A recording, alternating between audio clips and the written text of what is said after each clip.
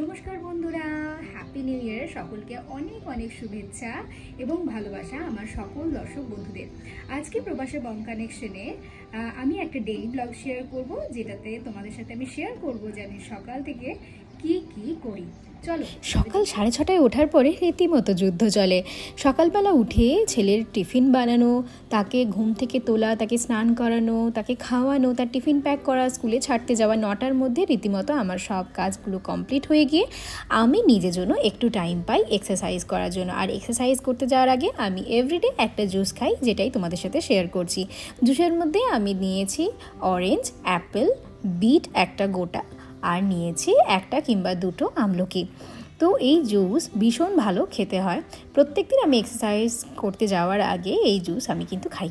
যারা এক্সারসাইজ করে এভরিডে, তারা এক্সারসাইজ করতে যাওয়ার আগে এটা এক গ্লাস যদি কেউ খায়, তাহলে সে শরীরে অনেক বেশি স্ট্রেংথ পাবে এক্সারসাইজ করার জন্য, যেটা আমি করি। আজ আমি বিগত 1 বছর ধরে এই জুসটা খাচ্ছি। তাতে আমি অনেক বেনিফিট পেয়েছি। যেহেতু আমলকি আছে, তার জন্য আমার চুল অনেক ভালো থাকে, চুল পড়া আগে থেকে অনেক বন্ধ হয়ে গেছে।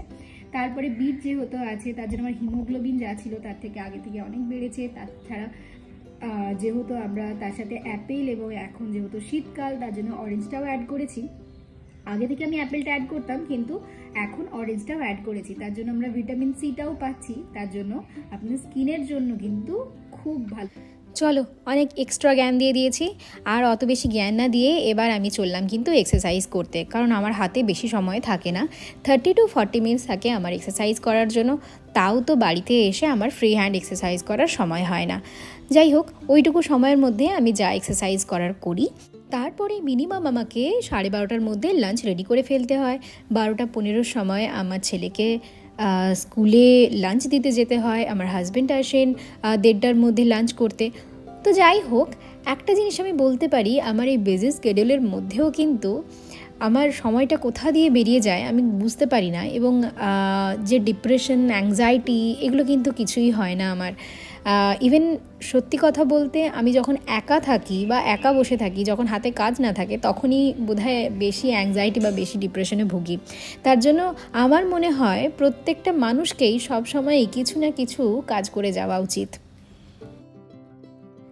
যেহেতু জিমের ঘরটা 7th ফ্লোরে, তার জন্য 7th ফ্লোর থেকে চারিপাশটা ভীষণ সুন্দর লাগে। আর সামনে যে বিল্ডিংটা দেখছেন, যেখানে বাসগুলো দাঁড়িয়ে আছে, ওটাই আমার ছেলের স্কুল। কি ভালো না, একদম বিল্ডিংয়ের অপোজিটে হচ্ছে ছেলের স্কুল।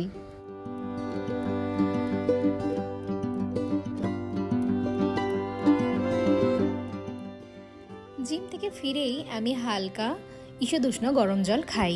প্রত্যেক দিনই তাই করি, কারণ এক্সারসাইজ থেকে এসে ঠান্ডা জল খেলে আমার ঠান্ডা লেগে যায়। তার জন্য আমি একটু জল গরম করেই খাই।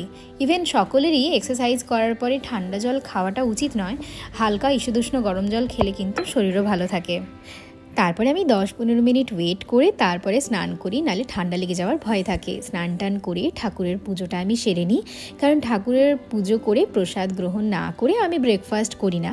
তাই সেটা নিয়ে আমার হাজব্যান্ড আমাকে খুব মজা করেন, কেন ভগবান কি বলেছে যে তোমাকে খালি পেটে ঠাকুরের পুজো করতে হবে? তা নয় একদমই।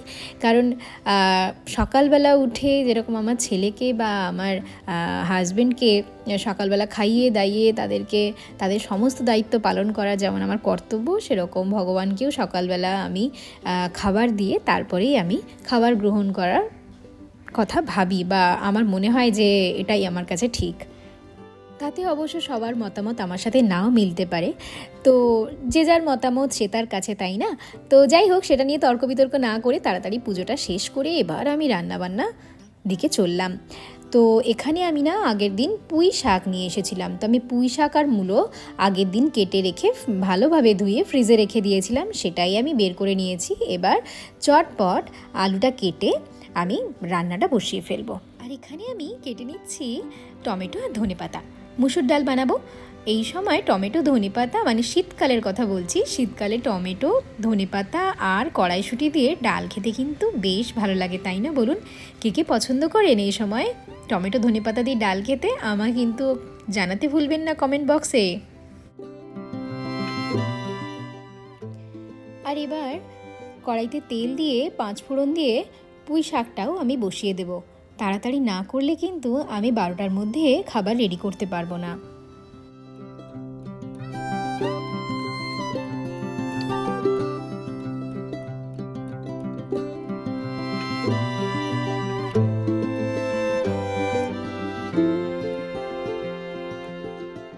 আর আজকে আমি এয়ার ফ্রায়ারে গ্রিল চিকেন বানাবো। তার জন্য আমি এখানে আদা, রসুন, লঙ্কা, ধনেপাতা সব একসাথে বেটে নিয়ে চিকেনের মধ্যে সব একসাথে মাখিয়ে দিয়ে তার মধ্যে ধনে গুঁড়ো, জিরে গুঁড়ো, গরম মশলা, লঙ্কা গুঁড়ো সব ভালো করে মাখিয়ে নিয়ে, আর মাংসের মধ্যে তো আমি নুন হলুদ আগেই মাখিয়ে রেখেছিলাম, তার জন্য আর এক্সট্রা নুন হলুদ আমি দিলাম না। তো সব একসাথে ভালো করে মাখিয়ে নিয়ে কিছুক্ষণ ম্যারিনেট করে, মিনিমাম 10 মিনিট মতো ম্যারিনেট করে আমি এয়ার ফ্রায়ারে বসিয়ে দেবো 180 ডিগ্রি টেম্পারেচারে 30 মিনিট। আর আমি কিন্তু এর মধ্যে সামান্য একটু সর্ষের তেল এবং লেবুর রসও কিন্তু দিয়েছিলাম, যেটা তোমাদের বলতে ভুলে গেছি। তারপরে আমি একটা সিলিকন বোলের মধ্যে সব পুরো চিকেনটা নিয়ে ওপরে যে মশলার জলটা ছিল সেই মশলাটা উপরে ভালো করে দিয়ে তারপরে আমি এয়ার ফ্রায়ারে দিয়ে দেবো।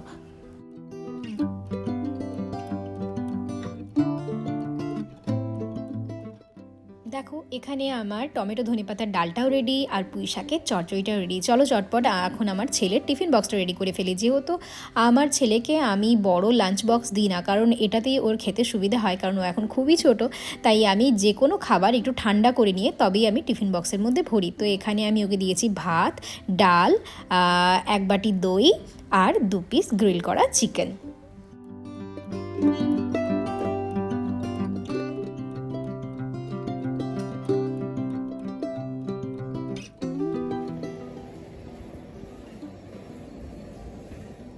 আমি চলে এসেছি আমার ছেলের স্কুলে লাঞ্চ দেওয়ার জন্য, কিন্তু স্কুলের ভিতরে তো ক্যামেরা অ্যালাউ নয়।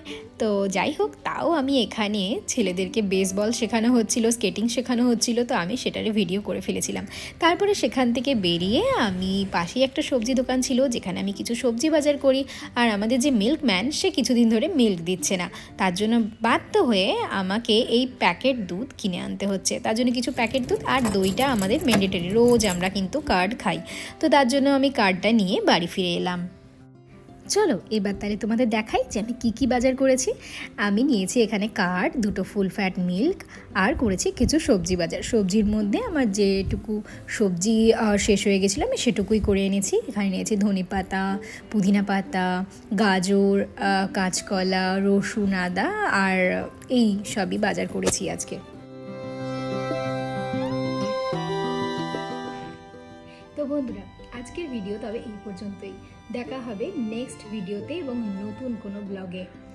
নতুন বছর খুব ভালো থাকুন, নতুন বছর আপনাদের সকলের খুব ভালো কাটুক, সুস্থ থাকুন, ভালো থাকুন। এবং আমার চ্যানেল যদি আপনাদের ভালো লেগে থাকে বা আমার ভিডিও যদি আপনারা পছন্দ করে থাকেন, অবশ্যই একটা লাইক এবং আমার চ্যানেল কিন্তু সাবস্ক্রাইব করতে ভুলবেন না। দেখা হবে নেক্সট ভিডিওতে, ততক্ষণের জন্য টাটা।